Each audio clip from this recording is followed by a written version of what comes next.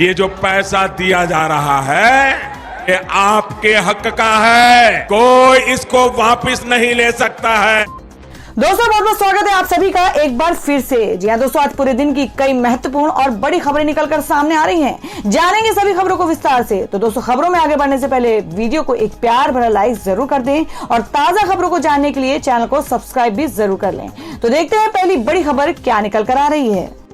दिल्ली सरकार ने दी अभिभावकों को बड़ी राहत, प्राइवेट स्कूलों को लौटानी होगी 15% फीस। जी हम बात करें कि अभिभावकों के मन से प्राइवेट स्कूलों के फीस संबंधी भ्रम को दूर करने और कोरोना काल में आर्थिक तंगी झेल रहे अभिभावकों को राहत देते हुए दिल्ली सरकार ने सभी निजी स्कूलों को शैक्षणिक वर्ष 2020 और 21 में चार्ज किए गए फीस में 15% की कटौती करने का आदेश दिया है। उदाहरण के लिए यदि वित्त वर्ष 2020 और 21 में स्कूल की मासिक फीस 3,000 रही है तो स्कूल उसमें से 15% की कटौती करने के बाद अभिभावकों से केवल 2,550 रुपए की ही चार्ज करेंगे। सभी प्राइवेट स्कूलों को यह निर्देश दिया गया है कि यदि स्कूलों ने अभिभावकों से इससे ज्यादा फीस ली है तो स्कूलों को वो फीस लौटाना होगा अथवा आगे की फीस में एडजस्ट करना होगा। उप मुख्यमंत्री मनीष सिसोदिया ने कहा कि कोरोना काल में जब सभी पेरेंट्स आर्थिक तंगी से जूझ रहे थे उस दौरान फीस में 15% की कटौती उनके लिए बहुत बड़ी राहत होगी। स्कूल मैनेजमेंट पेरेंट्स की आर्थिक तंगी के कारण बकाया फीस का भुगतान न करने के आधार पर स्कूल की किसी भी गतिविधि में विद्यार्थियों को भाग लेने से नहीं रोकेंगे। उन्होंने कहा कि हाई कोर्ट द्वारा प्राइवेट स्कूलों की फीस में 15% की कटौती करने का आदेश कोरोना के समय में मुनाफाखोरी और व्यवसायीकरण को रोकने के लिए दिया गया है। दिल्ली सरकार द्वारा निर्देशित ये आदेश उन सभी 460 प्राइवेट स्कूलों के लिए हैं जिन्होंने उच्च न्यायालय में अपील की थी और इन 460 स्कूलों के अतिरिक्त दिल्ली के बाकी सभी स्कूल दिल्ली सरकार द्वारा 18 अप्रैल 2020 और 28 अप्रैल 2020 में फीस संबंधी जारी किए गए निर्देश का पालन किया जाएगा। फीस में कटौती कोरोना के समय में सभी छात्रों और अभिभावकों के लिए एक बड़ी राहत है। दोस्तों स्कूल की फीस माफ करने के लिए ये रूल हर राज्य में लागू होना चाहिए। इसमें आप लोग की क्या राय है? आप अपनी राय कमेंट बॉक्स में जरूर दें। बढ़ते हैं अगली खबर की ओर। गौतम अडानी को बड़ा झटका, 17 दिन में डूबे 1,28,720 करोड़, अमीरों की टॉप 20 लिस्ट से हुए बाहर। जी हम बात कर रहे हैं कि जून का महीना अडानी ग्रुप के चेयरमैन गौतम अडानी के लिए कुछ खास नहीं रहा। जून महीने में आई एक रिपोर्ट के बाद से गौतम अडानी की संपत्ति में लगातार गिरावट हुई है। अडानी ग्रुप की कंपनियों के शेयर लगातार गिर रहे हैं और वहीं जुलाई महीने के पहले दिन भी अडानी ग्रुप की 6 कंपनियों में से 3 कंपनियों के शेयर लगातार गिर रहे हैं। अगर आंकड़ों को देखें तो गौतम अडानी की संपत्ति में पिछले 17 दिनों में 17.3 अरब डॉलर का नुकसान हुआ है। अडानी समूह के लिए जुलाई महीने की शुरुआत भी खास नहीं रही। कंपनी को बड़ा नुकसान हुआ। कंपनी की 6 कंपनियों में से 3 कंपनियों के शेयर में लगातार गिरावट आ रही है। आज सुबह बाजार खुलते ही अडानी समूह की 2 कंपनियों के शेयर 5% लोअर सर्किट पर पहुंच गए। कंपनी के शेयरों में आई इस गिरावट के चलते गौतम अडानी की संपत्ति में 17 दिनों में 17.7 अरब डॉलर का नुकसान हुआ है। लॉकडाउन के बाद दिल्ली सरकार के रोजगार पोर्टल में नौकरी चाहने वालों में हुई वृद्धि। जी हां, आपको बता दें कि दिल्ली सरकार के ऑनलाइन जॉब पोर्टल ने जून में नौकरी चाहने वालों और नौकरी देने वाले नियोक्ताओं में काफी बढ़ोतरी देखी गई है। केजरीवाल सरकार के इस पोर्टल से 75,000 रिकॉर्ड कनेक्शन स्थापित किए गए हैं। दिल्ली सरकार की यह पहल रोजगार की तलाश में लोगों की संख्या में वृद्धि का संकेत देता है। कोरोना की तीसरी लहर के बाद राष्ट्रीय राजधानी ने 7 सप्ताह के सख्त लॉकडाउन के बाद आर्थिक गतिविधियों को खोला है। सरकार द्वारा साझा किए गए आंकड़ों से पता चला है कि अकेले जून के महीने में पोर्टल jobs.delhigovernment.in पर हर दिन औसतन 1,000 नए नौकरियां चाहने वाले देखे गए हैं। जून महीने में नियोक्ताओं द्वारा पेश किए गए अवसरों की संख्या में भी वृद्धि हुई है। लगभग 300 नई नौकरियों को दैनिक आधार पर पोर्टल पर पोस्ट किया गया। हालांकि रोजगार के अवसरों की संख्या मांग से कम बनी हुई है। तो दोस्तों दिल्ली सरकार द्वारा चलाया गया जॉब पोर्टल क्या युवाओं के लिए सही साबित हो सकता है? आप अपनी राय कमेंट बॉक्स में जरूर दें। बढ़ते हैं अगली खबर की ओर। दोस्तों अगर आप भी अपने गांव, शहर या राज्य की खबर देखना चाहते हैं तो कमेंट में अपने गांव, शहर या राज्य का नाम जरूर लिखें। और अगर आपको अभी तक किसी भी सरकारी सुविधा का लाभ नहीं मिला है तो वो भी कमेंट करके जरूर बताएं कि सरकार की कौन सी योजना आप तक नहीं पहुंची है, जिससे कि आपकी बात हमारे चैनल के माध्यम से सरकार तक पहुंच जाए। तो चलिए बढ़ते हैं अगली बड़ी खबर की ओर। डेल्टा वेरिएंट को लेकर डब्ल्यूएचओ ने बढ़ाई टेंशन, कहा आने वाले महीने पूरी दुनिया पर भारी। जी हम बात करें कोरोना वायरस की दूसरी लहर का प्रकोप हालांकि अब भारत में कम हो गया है, लेकिन लगातार सामने आ रहे कोरोना के डेल्टा प्लस वेरिएंट के मामले ने सरकार के साथ साथ लोगों की चिंता बढ़ा दी है। और इस बीच अब विश्व स्वास्थ्य संगठन डब्ल्यूएचओ ने चेतावनी जारी करते हुए कहा कि परेशानी बढ़ाने वाला बयान दिया है। डब्ल्यूएचओ ने की माने तो दुनिया के 96 देशों में मौजूद डेल्टा वेरिएंट तेजी से कोरोना के अन्य वेरिएंट को पछाड़ते हुए विश्व स्तर पर कोरोना वायरस का सबसे खतरनाक वेरिएंट बनकर उभरा है।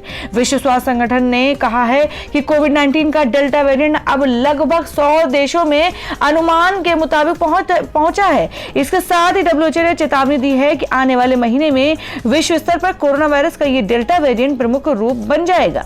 डब्ल्यूएचओ ने कोविड-19 साप्ताहिक एपिडेमियोलॉजिकल अपडेट को शेयर करते हुए 29 जून 2021 को कहा कि 96 देशों ने डेल्टा वेरिएंट के मामले सामने आए हैं। हालांकि यह संभावना कम है क्योंकि वेरिएंट की पहचान करने के लिए आवश्यक अनुक्रमण क्षमता सीमित है।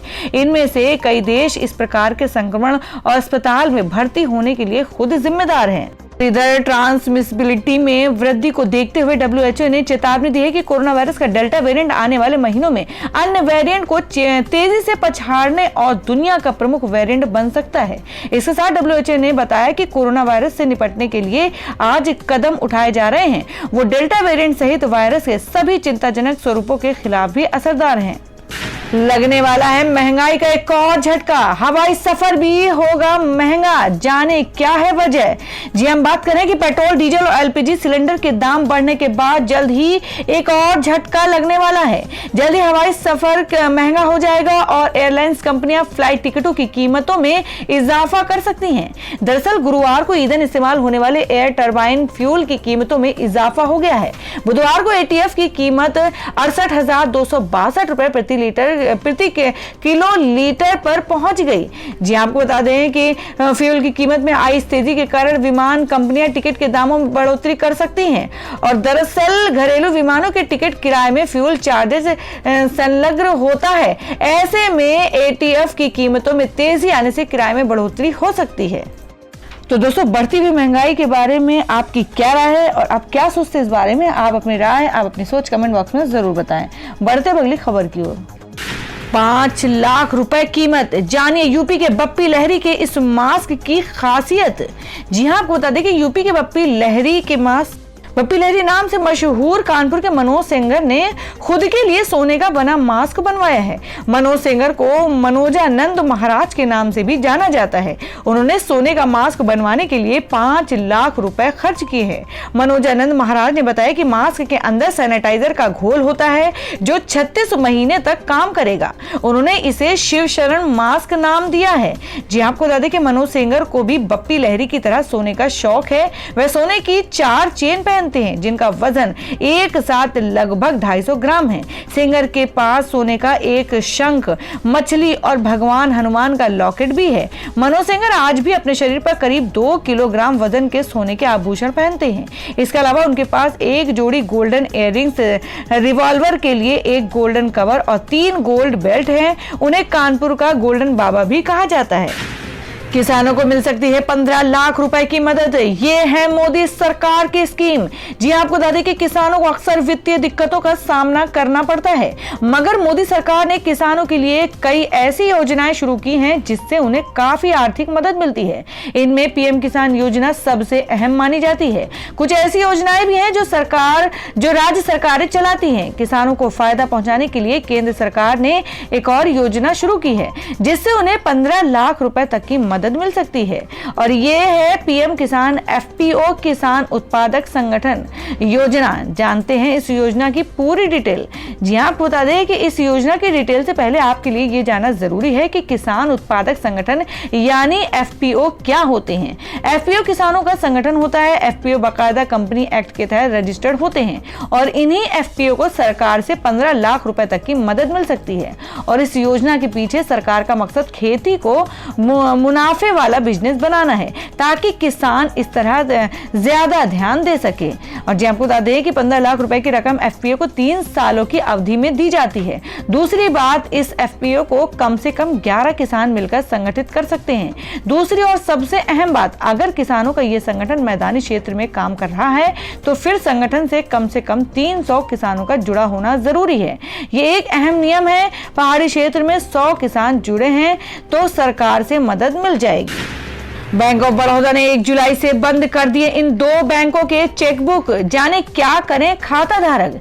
जी हां, आपको बता दें कि 1 जुलाई यानी महीना के पहले दिन से हमारे आसपास कई चीजें बदल गई हैं। बैंकिंग सेक्टर से जुड़े कई नियमों में बदलाव हुआ है और इसी क्रम में बैंक ऑफ बड़ौदा ने आज से 2 बैंकों के चेकबुक को बंद कर दिया है। और विलय के बाद बैंक ऑफ बड़ौदा का हिस्सा बन चुके विजया बैंक और देना बैंक के खाता धारकों के लिए अब पुराने चेकबुक काम नहीं करेंगे। आपको बता दें कि रिजर्व बैंक ऑफ के दिशा निर्देशों को ध्यान में रखते हुए बैंक ऑफ बड़ौदा ने 1 जुलाई से देना बैंक और विजया बैंक के पुराने चेकबुक को बंद कर दिया है। आपको बता दें कि विजया बैंक और देना बैंक का विलय पहले ही बैंक ऑफ बड़ौदा में हो चुका है। बैंक के खाताधारकों को विलय के बाद नए बैंक के चेकबुक के लिए काफी समय दिया गया। अब बैंक ने इन पुराने चेकबुक को पूरी तरह से बंद करने का फैसला किया है। बैंक के इस फैसले के बाद बैंक ऑफ बड़ौदा का हिस्सा बन चुके देना बैंक और विजया बैंक के पुराने चेकबुक से अब ग्राहकों कोई लेन देन नहीं कर सकेंगे। अगर आपका भी बैंक खाता इन बैंकों में है और आपने अब तक इसे अपडेट नहीं करवाया है तो बिना देर किए इसे फौरन करवा ले। बैंक ऑफ बड़ौदा ने खाता धारकों से अपील की है कि वो फौरन अपना नया चेकबुक हासिल कर ले ताकि किसी भी परेशानी से बचा जा सके। बैंक ने इसके लिए एसएमएस और ईमेल के जरिए ग्राहकों को सूचना दी है और इसके अलावा सोशल मीडिया के जरिए भी ग्राहकों को जानकारी दी गई है कि वो अपना नया चेकबुक इशू करवा ले। कोरोना से अनाथ हुए बच्चों को 25 साल की उम्र तक हर महीने 2500 रुपए देगी दिल्ली सरकार। जी हम बात कर रहे हैं कि दिल्ली में कोरोना वायरस महामारी की वजह से अनाथ हुए बच्चों के लिए केजरीवाल सरकार एक खास योजना शुरू करने जा रही है। गुरुवार को दिल्ली सरकार में मंत्री राजेंद्र पाल गौतम ने इस संबंध में अहम जानकारी दी है। उन्होंने कहा कि राष्ट्रीय राजधानी में कोविड-19 की वजह से 67 बच्चे अनाथ हुए हैं। कोरोना की वजह से 651 बच्चों की मां और 1311 बच्चों के पिता का निधन हो गया। उन्होंने कहा कि ऐसे बच्चों को आर्थिक सहायता देने के लिए सरकार एक योजना शुरू करेगी। दिल्ली छोड़ चुके लोग भी इसमें आवेदन कर सकते हैं। राजेंद्र गौतम ने आगे कहा कि माता या पिता में ऐसे किसी एक खोने वाले बच्चे को 50,000 रुपए की आर्थिक मदद दी जाएगी। अनाथ हुए बच्चों को हर महीने 2,500 रुपए की राशि के साथ 1 लाख रुपए का मुआवजा दिया जाएगा। मालूम हो कि सुप्रीम कोर्ट ने बुधवार को ही इस संबंध में अहम सुनवाई की थी। तो दोस्तों, दिल्ली सरकार की इस योजना से क्या अनाथ बच्चों को इससे कुछ राहत मिल सकती है? इसमें आप लोगों की क्या राय है? आप अपने राय कमेंट बॉक्स में जरूर दें। बढ़ते अगली खबर की ओर। रेलवे ने 50 नई ट्रेनों को चलाने का किया ऐलान। इन राज्यों को फायदा, जाने क्या है टाइम टेबल। जी हां, आपको बता दें कि यात्रियों की बढ़ती मांग को देखते हुए भारतीय रेलवे ने 50 ट्रेनों को फिर से चलाने का फैसला किया है। रेल मंत्री पीयूष गोयल ने ट्वीट कर ट्रेनों की लिस्ट जारी की है और अपने ट्वीट में रेल मंत्री ने कहा है कि यात्रियों की बढ़ती हुई मांग को देखते हुए भारतीय रेल अनेक विशेष ट्रेनों को पुनः आरंभ करने जा रही है। एक बार फिर से यात्रियों को उनके गंतव्य तक पहुंचाने के लिए तेज व सुरक्षित रेल सेवाएं तैयार हैं। यात्रियों की बढ़ती हुई मांग को देखते हुए भारतीय रेल अनेक विशेष ट्रेनों का पुनः आरंभ करने जा रही है। एक बार फिर से यात्रियों को उनके गंतव्य तक पहुंचाने के लिए तेज व सुरक्षित रेल सेवाएं तैयार हैं।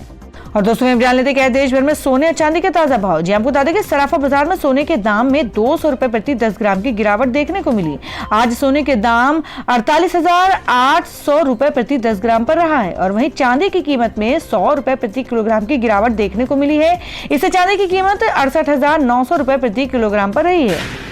और दोस्तों, हम जान लेते क्या है देश भर में मौसम के ताजा हालात। जी आपको बता दें कि देश के उत्तर पश्चिमी हिस्सों में भीषण गर्मी व लू का दौर अभी 2 दिन और परेशान करता रहेगा। रविवार से जरूर तापमान में थोड़ी कमी आने लगेगी। दक्षिण पश्चिमी हवाएं भी कहीं कहीं कुछ राहत दे सकती हैं, लेकिन मानसून की स्थिति में अभी 1 सप्ताह तक कोई बदलाव होता नहीं दिख रहा है, यानी जहां है वहीं बना रहेगा। मौसम विभाग के मुताबिक पंजाब, हरियाणा, चंडीगढ़, दिल्ली, पश्चिमी उत्तर प्रदेश, उत्तर पश्चिमी राजस्थान और उत्तर पश्चिम मध्य प्रदेश में अधिकांश स्थानों पर लू की स्थिति बनी हुई है। पूर्वी उत्तरी राजस्थान में भी अलग अलग स्थानों पर भीषण गर्मी की स्थिति देखी जा रही है और अभी 2 दिन और निचले स्तरों पर पाकिस्तान से उत्तर पश्चिम भारत की ओर शुष्क पश्चिमी व दक्षिण पश्चिमी हवाओं के कारण पंजाब, हरियाणा, चंडीगढ़ और दिल्ली, उत्तरी राजस्थान, उत्तर प्रदेश और उत्तर पश्चिम मध्य प्रदेश के कुछ हिस्सों में गर्मी के तेवर तल्ख ही रहने की संभावना है।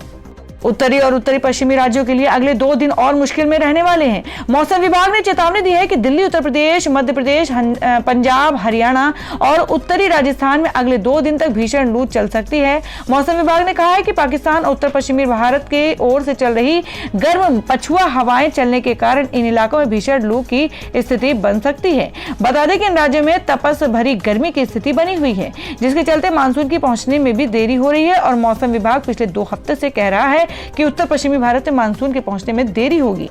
तो दोस्तों, ये थी अब तक की सभी बड़ी खबरों की अपडेट्स। टुडे ब्रेकिंग न्यूज और लेटेस्ट खबरों को देखने के लिए हमारे चैनल को सब्सक्राइब जरूर कर लें, वीडियो को लाइक और शेयर भी जरूर कर दें अपने दोस्तों और रिलेटिव्स के साथ। तो दोस्तों, फिर मिलेंगे काम की खबरों और सरकारी योजनाओं की एक और नई वीडियो के साथ। तब तक के लिए धन्यवाद दोस्तों।